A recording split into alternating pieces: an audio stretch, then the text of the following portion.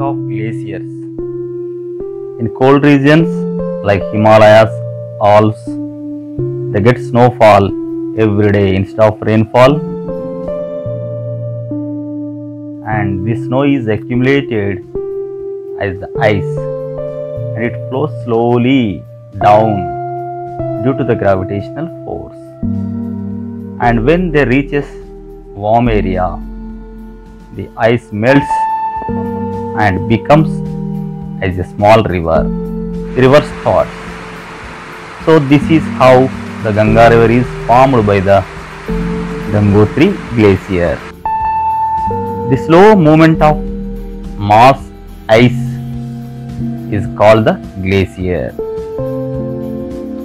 Simply, we can say it as a river of ice. This movement is very slow, not like the water flow or as the river. The movement would be a few centimeters a day or more. And when the glacier moves, they erodes the base rock by a process is called plucking, in which plucking it lifts the pieces of rock and transports them.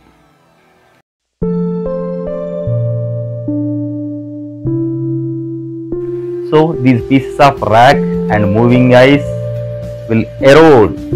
It works as a sandpaper on the surface of rock, and that would act as an abrasive and erodes the bedrock.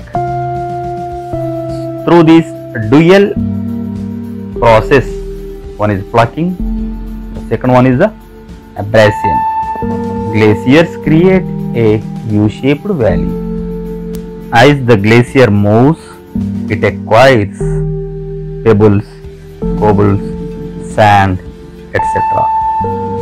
And this debris is known as till.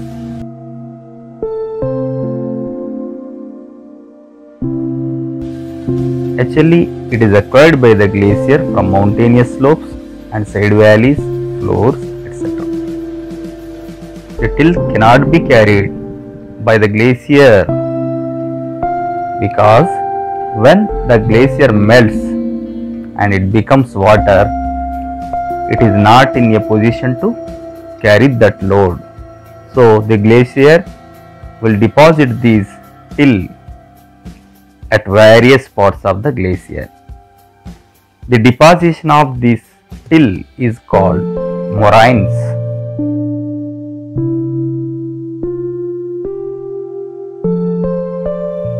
Work of waves.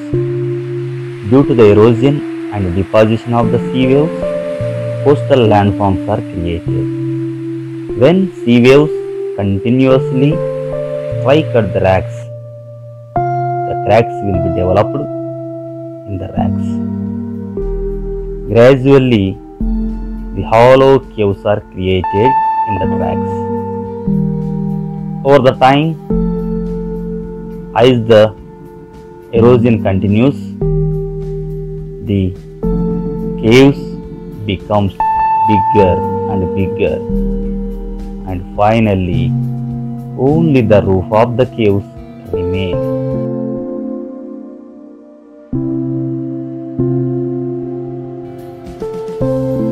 And a new type of landform was formed, that is called sea arch.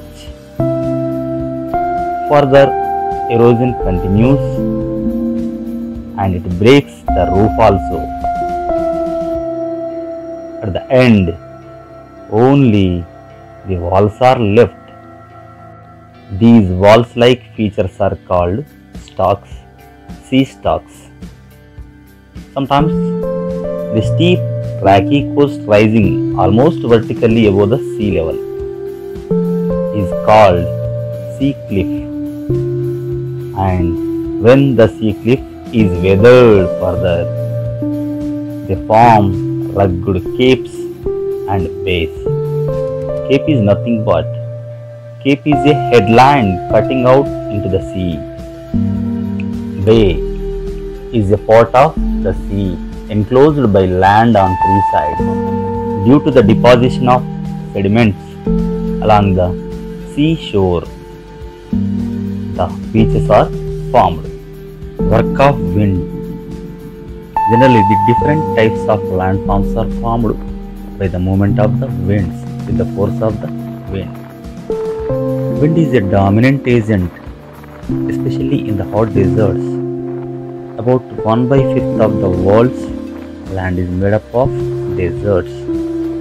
These deserts are rocky and stony, and others are sandy. Regularly, strong winds carry the sand and the fine soil, and the sand strikes the large rocks, and it acts as the abrasive sandpaper. It erodes the hard rocks.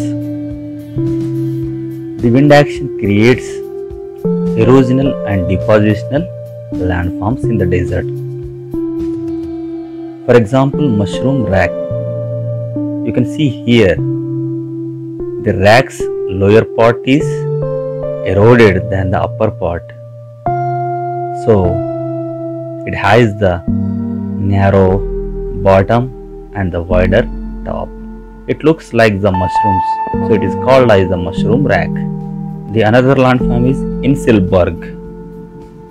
It is a isolated hill rising from the ground is called Inselberg or island mountain. Generally, it is characterized by its very steep slopes and rather rounded tops. Due to the weathering of winds, large amount of sand is accumulated as the sand dunes. The sand dunes are unstable hills of sand which move from one place to another place with the strong winds, and they form a number of shapes. Due to the wind blowing, sometimes the fine dust is blown beyond the neighboring lands. Usually it is yellow in color and it is very fertile. This soil is called loess, and in fact this fine loam, rich in lime and porous in nature. And finally, the deposition of loess are called loess plains. Action of vegetation and human beings. The vegetation, like trees, plants and grass, sometimes they are driving the roots into the fine cracks or holes in the rocks. So, this enables water and moisture to enter into the rocks, which enables weathering. On the other hand, the plants or grass cover on the soils prevents the denudation or transportation.